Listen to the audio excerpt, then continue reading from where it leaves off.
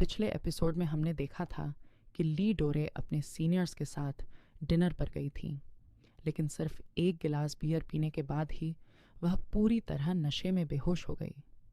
तभी गाही ने यूसेफ को कॉल करके चाहयोन को वहां बुलाने के लिए कहा, लेकिन जब चाहयोन वहां पहुंचा और उसने देखा कि वहां बहुत सारे लोग मौजूद हैं, तो वह बिना कुछ कहे वापस चला गया।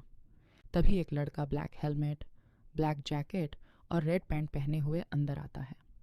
वह नशे में धुत ली डोरे को अपनी बाहों में उठा लेता है और कहता है, चलो घर चलते हैं बहन।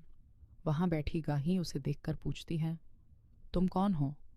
लड़का जवाब देता है, मैं ली डोरे का छोटा भाई हूँ, ली ह्योसोप।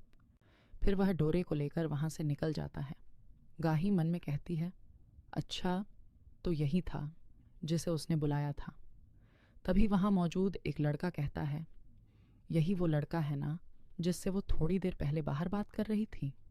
वहीं एक और शख्स गुस्से में अपनी मुट्ठी भींच लेता है। गाही कहती है, डोरे तो इतनी छोटी है, लेकिन उसका भाई कितना लंबा है। इसके बाद हेवोन डोरे को अपनी पीठ पर उठाकर रात की सड़क पर चल रहा होता है। डोरे आधी खुली आंखों से उसकी पीठ पर अपना चेहरा टिकाकर आराम कर रही होती है। अचानक वह पूछती है, क्या तुम डिलीवरी वाले हो? मैंने तो कोई खाना ऑर्डर नहीं किया। हेवोन मुस्कुराकर कहता है, तुम जाग रही हो क्या? फिर उसे थोड़ा ऊपर संभालते हुए आगे बढ़ता है और कहता है, सब ठीक हो जाएगा। चलते चलते वह अपना हेलमेट उतार देता है। उसके काले बाल दिखाई देने लगते हैं।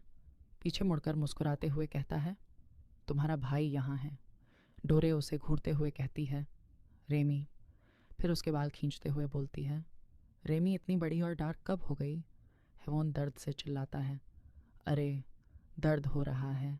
थोड़ी देर बाद हेवोन कहता है, तुमने आखिर कितनी पी रखी है? तुम्हें तो बिल्कुल होश नहीं है। तभी कहीं पास में म्यूज़िक बजने लगता है। डोरे खुशी से कहती है, ये मेरा फेवरेट गाना है। हेवोन हंसकर जवाब देता है, कम से कम ये तो पहचान सकती हो। अचानक डोरे अपना हाथ हवा में उठाकर चिल्लाने लगती है, हे हे। फिर गाने लगती है, रॉक कभी नहीं मरेगा, रॉक कभी नहीं मरेगा। हेवोन हैरानी से पीछे देखता है और कहता है, मैंने अभी क्या सुना? तुम्हारी वोकल कॉर्ड्स कब से ऐसे सुर लगाने लगी? फिर मन में सोचता है, यह लड़की इतनी क्यूट है कि मेरी जान ही ले लेगी। चलते चलते हेवोन सोचता है, खैर इसे यहाँ तक तो ले आया, लेकिन अब करूँ क्या?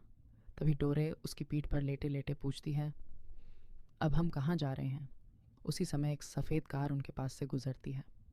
हेवोन मन में सोचता है, शायद इसे डॉर्म वापस छोड़ देना चाहिए। फिर पूछता है, हेली डोरे, तुम्हें अपनी रूममेट का नंबर याद है? डोरे पूछती है, क्यों? हेवोन कहता है, वो बॉब कट वाली लड़की, तुम्हारी रूममेट, उसका नाम हुआंग क्या था? यह सुनते ही डोरे एकदम शांत हो जाती है और अपना चेहरा उसकी पीठ में छिपा लेती है।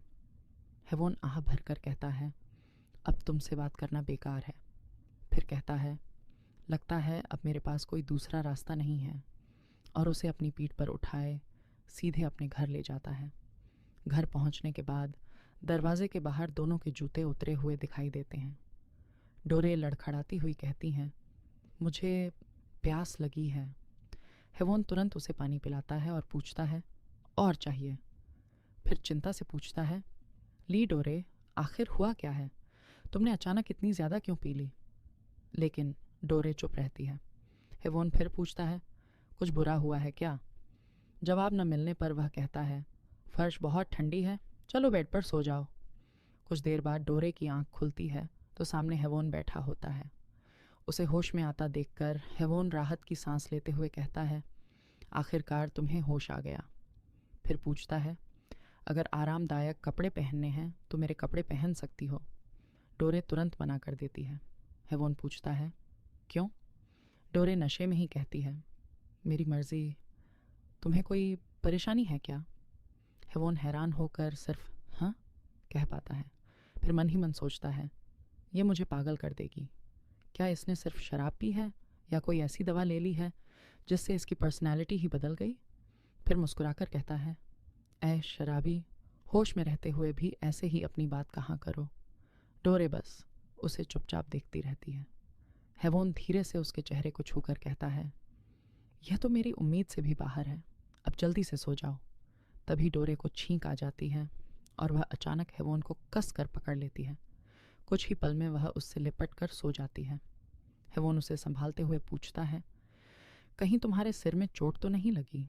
फिर कहता है, अगर ठंड लग रही है तो कंबल ओढ़ लो। लेकिन डोरे उसकी ओर और करीब आकर कहती है, तुम बहुत गर्म हो। हेवोन गहरी सांस लेकर मन में सोचता है, ये लड़की मुझे मारकर ही मानेगी। आखिर मेरे साथ ऐसा क्यों कर रही है? वह उसके चेहरे पर हाथ फेरता है और सोचता है, मुझे इसे अपने घर नहीं लाना चाहिए था। लेकिन फिर भी वह उसे अपनी बाहों में संभाले चुपचाप निहारता रहता है। कमरे की खिड़की के बाहर से दोनों दिखाई देते हैं। हेवोन अपने दोनों हाथों से ली डोरे का चेहरा धीरे से थामे हुए हैं।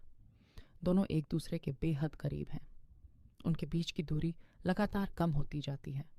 माहौल पूरी तरह शांत हो जाता है। तभी हेवोन धीरे से कहता है, डोरे। डोरे भावुक आंखों से उसकी तरफ देखती है। हेवोन उसकी आंखों में देखते हुए कहता है, तुम जानती हो। और दोनों एक दूसरे के बेहद करीब आ जाते हैं।